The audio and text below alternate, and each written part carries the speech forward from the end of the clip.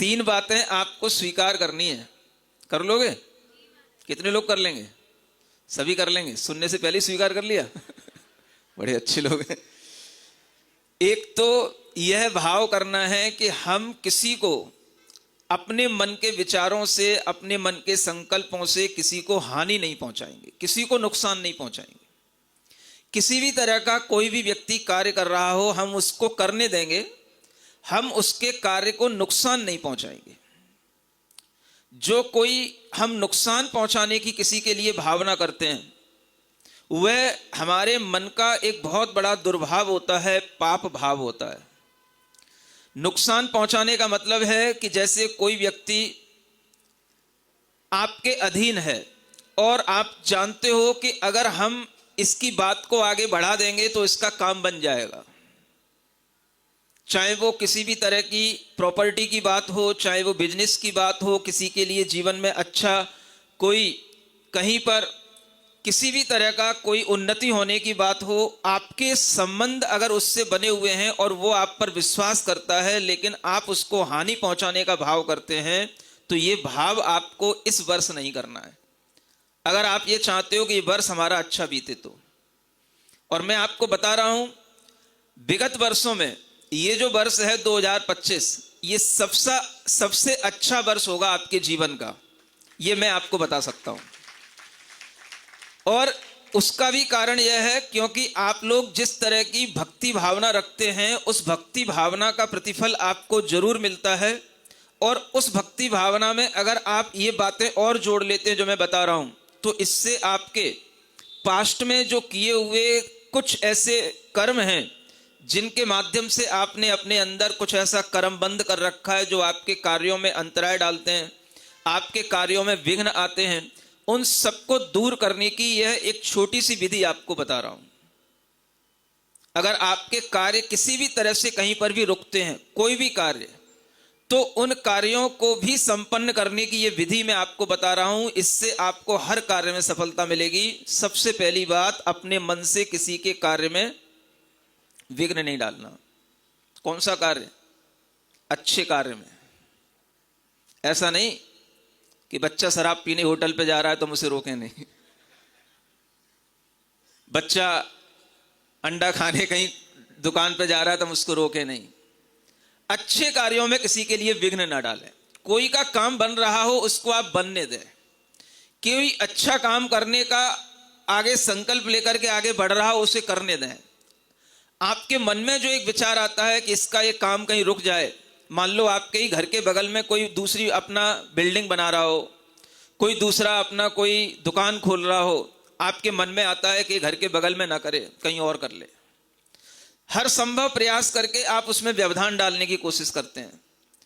ऐसी स्थिति में आपको विचार करना है कि नहीं, जैसे हमारी अपनी जरूरतें हैं ऐसे ही दूसरे की भी अपनी जरूरतें हैं, हम उसमें कोई भी तरह का व्यवधान नहीं डालेंगे। ये विचार अगर आपके अंदर आएगा तो आपको अपने ही कई कामों में बहुत अच्छी सक्सेस मिलेगी। मन के अंदर ये विचार करना है, मैं किसी के कार्य में कभी कोई विघ्न नहीं डालूंगा। पक्का? ये पहले एक मन का काम। बोलते नहीं हो आप लोग। हम किसी के कार्य में कभी न विघ्न डाल दें, हम किसी के कार्य में कभी न विघ्न डाल दें, झूठ छल फरेब से न उलझनों का जाल दें, झूठ छल फरेब से न उलझनों का जाल दे। दूसरों की उन्नति में मन की हो प्रसन्नता, दूसरों की उन्नति में मन की हो प्रसन्नता, प्रेम भावना की धार दृष्टि में तदर्थ हो, प्रेम भावना की धार दृष्टि में तदर्थ हो। मेरा मन समर्थ हो, मेरा मन समर्थ हो, मेरा मन समर्थ हो, मेरा मन समर्थ हो। अपने को अच्छा बनने के लिए पहले मन को अच्छा बनाना पड़ता है, और मन को अच्छा बनाना के लिए मन को समर्थ बनाना पड़ता है। और मन की समर्थता को अगर कोई रोकने वाला होता है तो वो अपना ही दुर्भाव होता है। ये ब्लॉकेज अपने ही अंदर होते हैं। जब हम दूसरों की उन्नति को देख करके रुग्ण होते हैं, कुंठित हो जाते हैं, तो कहीं ना कहीं वो हमारी उन्नति में भी बाधाएं उत्पन्न होती हैं। मन की इसी भावना को अगर आप समझ लेंगे तो आप मन से समर्थ बनेंगे, और जब आप मन से समर्थ बनेंगे तो आपके जीवन में हर कार्य जो संभव है वो हो सकेगा। इसलिए पहला संकल्प, ये मन का संकल्प मैं आपको बताना चाह रहा था कि इस वर्ष आप ये कोशिश करें कि हम किसी के लिए कभी भी बुरा नहीं सोचेंगे।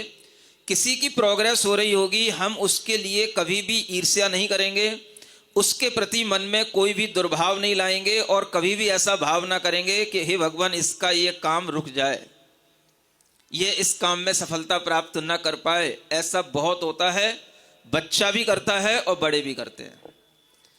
बच्चे भी आपस में कंपटीशन करते हैं अपने ही फ्रेंड्स के साथ में, तब भी उनके अंदर ये थॉट्स आते हैं।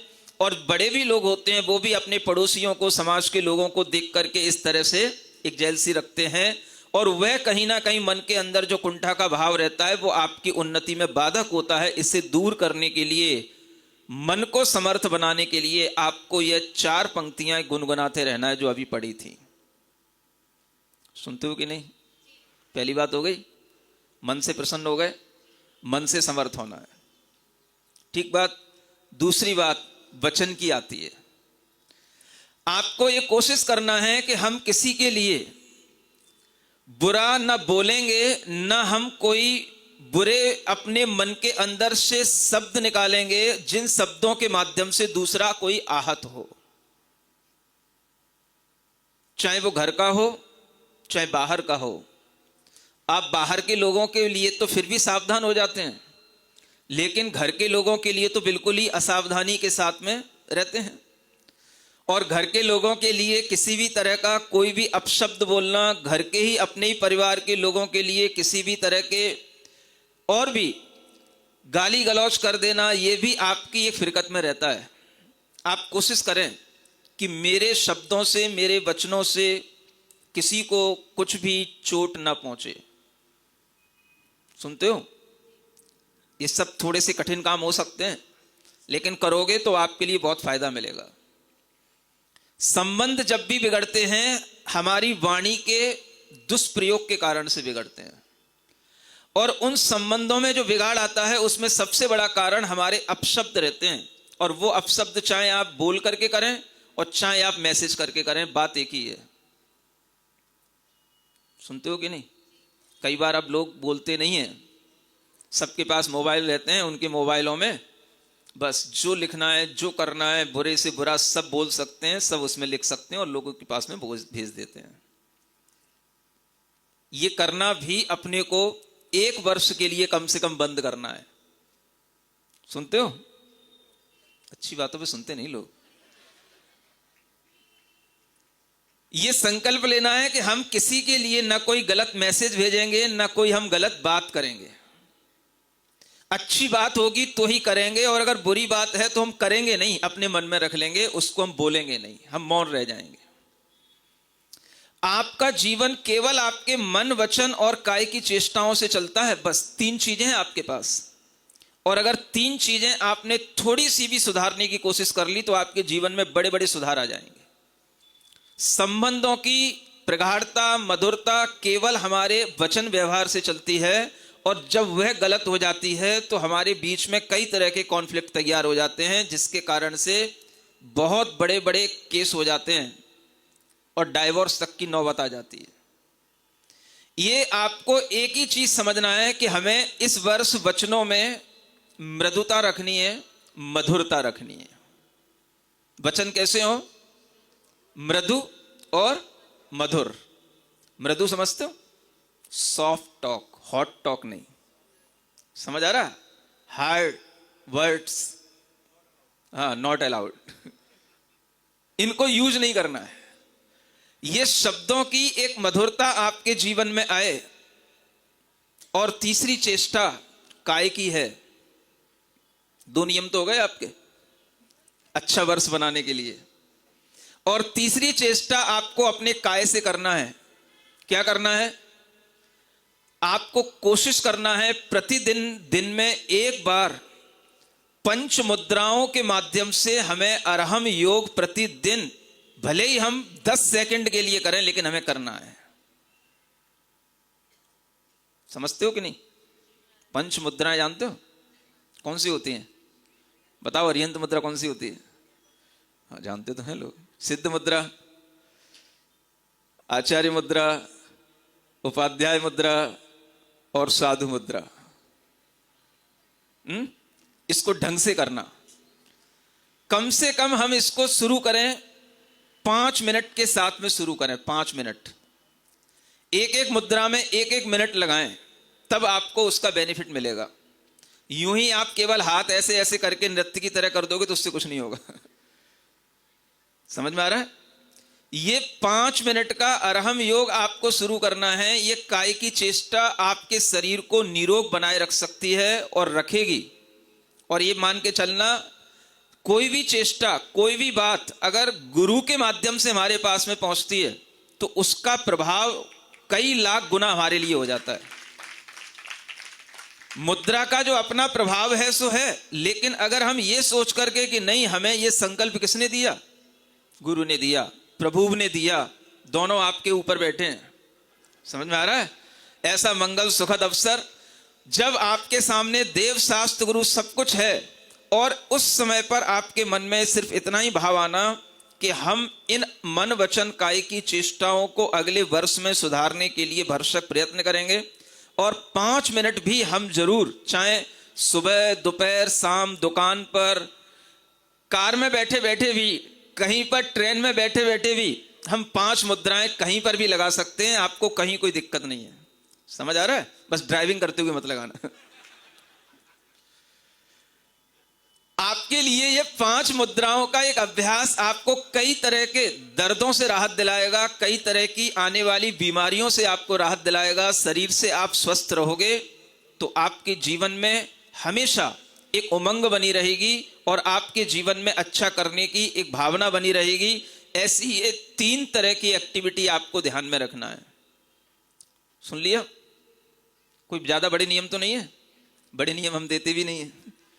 पहला क्या? पहला संकल्प, मन से किसी के कार्य में कोई बाधा विघ्न नहीं डालना। दूसरा, वचनों की मृदुता और मधुरता बनाए रखना। और तीसरा, काया से 5 मुद्राओं का अभ्यास प्रतिदिन हमें सुबह जागने के बाद और रात को सोने से पहले किसी भी टाइम पर, कहीं पर, at any place, at any time, you can do it. समझ आ रहा है? आप इसको कर सकते हैं। तो ये 3 चीजें अगर आप अपने जीवन में थोड़ी सी लाएंगे अपने जीवन को परिवर्तित करने के लिए, तो इससे आपको बहुत अच्छे फायदे मिलेंगे। और फिर आपके सामने भक्ति के